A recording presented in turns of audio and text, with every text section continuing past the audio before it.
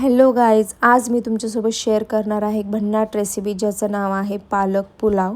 त्याच्यासाठी आपल्याला लागणार आहे पालक व्यवस्थित स्वच्छ धुवून घ्यायचे आहे आणि पाण्यामध्ये मीठ टाकून बॉईल करून घ्यायचे आहे 10 मिनिटं, जेणेकरून कुक व्हायला मदत होईल कुकरमध्ये आपल्याला। आणि थंड पाण्यात ठेवायचे आहे जेणेकरून त्याचा कलर आहे तसाच राहील।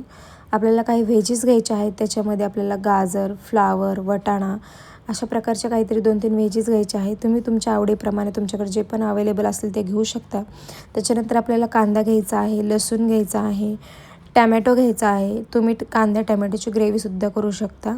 एका मिक्सरच्या भांड्यामध्ये तुम्ही बॉईल केलेली पालक, आल्याचं तुकडं, लसूण, मिरची, जिरं हे सगळं ग्रेव्ही पेस्ट करून घ्यायची आहे। त्याच्यानंतर सगळ्या व्हेजीस तुम्हाला स्वच्छ पाण्याने धुवून घ्यायच्या आहेत। त्याच्यानंतर कुकरमध्ये तेल ॲड करून त्याच्यात मोहरी, जिरं, खडे मसाले आणि कढीपत्ता हे सगळं ॲड करायचं आहे आणि चिरलेला कांदा हे सगळं व्यवस्थित परतून घ्यायचं आहे। कांदा अगदी ब्राऊन होईपर्यंत परतून घ्यायचा आहे। ही सगळी प्रोसेस तुम्हाला मीडियम गॅसवर करायची आहे।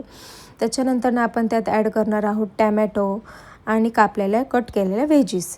हे सगळं व्यवस्थित आपल्याला परतून घ्यायचं आहे आणि त्याच्यानंतर आपण त्यात मीठ ॲड करणार आहोत। मीठ ॲड केल्याने त्याच्यात व्हेजीस कुक व्हायला मदत मिळते आणि लवकर कुक होतात। त्याच्यानंतर आपण हळद ॲड करून परत एकदा हलवून व्यवस्थित मिक्सअप करून घेणार आहोत।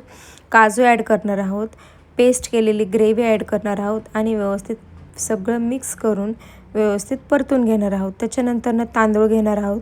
मी 3 व्यक्तींसाठी हा राईस बनवत आहे, तर मी 4 कप तांदूळ घेतला आहे। तुम्ही तुमच्याप्रमाणे घेऊ शकता आणि अगदी तांदूळसुद्धा व्यवस्थित स्वच्छ पाण्याने वॉश करून ते आपल्याला कुकरमध्ये ॲड करायचं आहे आणि ते सगळं मिक्स करून मी 1.5 ग्लास पाणी ॲड केलं आहे। तुम्ही तुमच्याप्रमाणे करू शकता आणि शेवटला आपण तूप घालून कुकर बंद करून 4 शिट्ट्या होऊ द्यायच्या आहेत।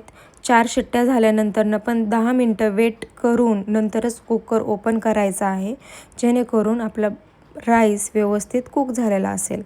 आणि तुम्ही बघू शकता, ही रेसिपी तुम्हाला जर आवडली असेल तर तुम्ही नक्कीच घरी ट्राय करा आणि मला कमेंट करून नक्की सांगा। आणि हा व्हिडिओ तुम्हाला कसा वाटला हे देखील तुम्ही नक्की कमेंट करून सांगा। चॅनलला सबस्क्राईब करा, लाईक करा, शेअर, कोथिंबीर टाकून तुम्ही गार्निश करू शकता आणि सर्व करू